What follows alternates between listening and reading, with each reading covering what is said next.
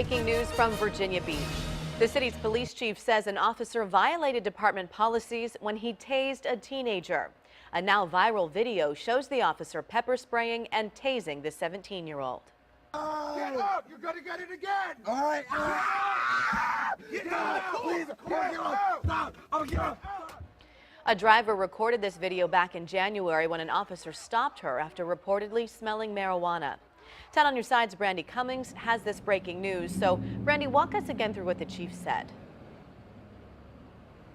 Sure. Well, Katie, of course, that video difficult to see for some. But today the question is, did the officers use excessive force when attempting to arrest that 17-year-old? Chief Severa, during a news conference early this morning, says the officers did make verbal commands first to the teen, telling him to get out of the car. They then used pepper spray twice. He says they were following the policy when they did that, but Chief Severa says they were not following it when they used the taser. Now, once that taser is deployed, there is video recorded. I did ask the chief during that news conference if that video would be released. He said so far it has not been because it's part of an internal investigation. He went on to say that he'd have to ask the Commonwealth's attorney if it can be released based on any possible criminal investigation.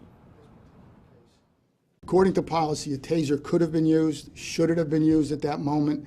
We know from that point forward that the taser, while it could have been used, was not used appropriately at that time. Let's all take a step back and take a deep breath. Now, that taser video at issue here because after that news conference, we did speak to Gary C. Byler. He's the attorney for the 17-year-old.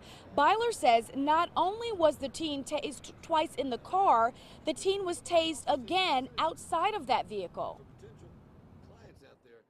We was pepper sprayed at least twice, tased at least 3 times. I've seen the marks, the scars that the tasers have left on my client's body.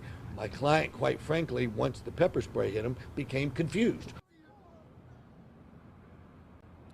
All right, now we will tell you, we did ask Gary Byler for those pictures of those tase marks he said he saw. He did not give us those, but the Commonwealth's Attorney's Office says they've reviewed the use of force and have determined there was no evidence of a crime related to the use of force and will not prosecute the officers involved for that. However, they also said the police department should review its policy on whether the officers' actions violated their internal policy.